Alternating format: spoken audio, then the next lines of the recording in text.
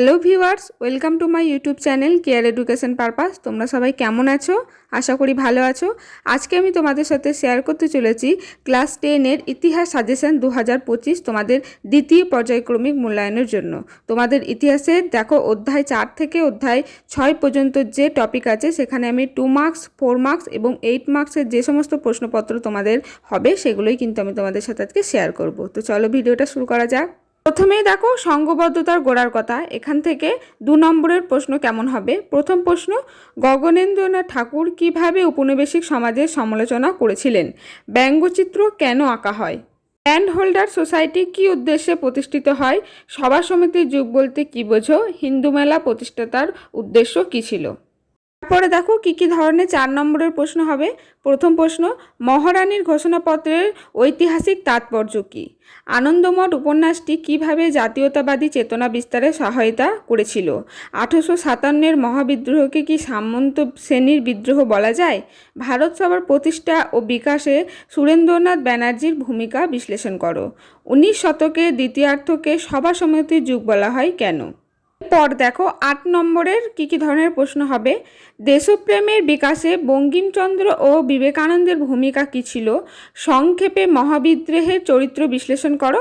আর একটা হচ্ছে 19 শতকে ভারতীয়দের মধ্যে জাতীয় চেতনার উন্মেষের কারণ সমূহ আলোচনা করো। পরের চ্যাপ্টার দেখো বিকল্প চিন্তা ও উদ্যোগ। এখান থেকে 2 নম্বরের প্রশ্ন, জাতীয় শিক্ষা পরিষদ প্রতিষ্ঠার উদ্দেশ্য কী ছিল? বেঙ্গল গেজেট কে কবে প্রকাশ করেন?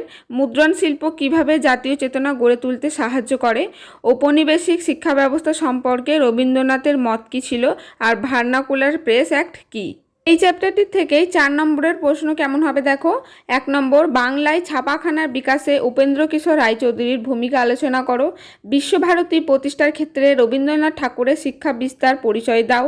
কারিগরি শিক্ষার বিকাশে বাংলার বেঙ্গল টেকনিক্যাল ইনস্টিটিউটের ভূমিকা কী ছিল? শ্রীরামপুর মিশন কিভাবে একটি অগ্রণী মুদ্রণ প্রতিষ্ঠানে পরিণত হয়? বসু বিজ্ঞান মন্দির প্রতিষ্ঠার কারণ ব্যাখ্যা করো। 8 নম্বরের প্রশ্নপত্র দেখো, প্রত্যেকটি প্রশ্নের জন্য 8 নম্বর করে। বাংলার কারিগরি শিক্ষার বিকাশের সংক্ষিপ্ত বিবরণ দাও। রবীন্দ্রনাথ ঠাকুরের শিক্ষাচিন্তা ও শান্তিনিকেতন ভাবনার সংক্ষিপ্ত পরিচয় দাও। বাংলায় ছাপাখানার উদ্ভবের প্রেক্ষাপট বিশ্লেষণ করো। বাংলায় ছাপাখানা বিকাশের প্রাথমিক পর্যায় ব্যাখ্যা করো। এর পরবর্তী চ্যাপ্টার দেখো বিংশ শতকের ভারতে কৃষক, শ্রমিক ও বামপন্থী আন্দোলন। এখান থেকে তোমাদের 2 মার্কসের প্রশ্নপত্র দেখো। 1 নম্বর, মোপলা কারা? তারা কোথায় বিদ্রোহ করেছিল? আল্লুরি সীতারাম রাজু বিখ্যাত কেন?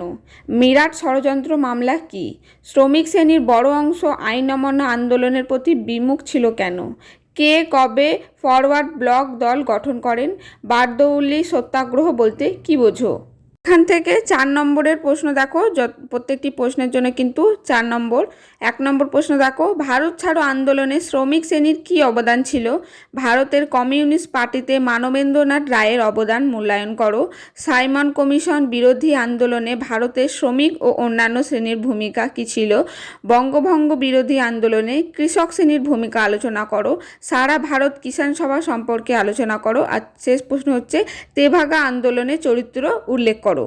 এই চ্যাপ্টারটি থেকেই তোমাদের 8 মার্কসের প্রশ্নপত্র দেখো। প্রথম প্রশ্ন, প্রথম বিশ্বযুদ্ধের পর ভারতের কৃষক আন্দোলনের সংক্ষিপ্ত পরিচয় দাও।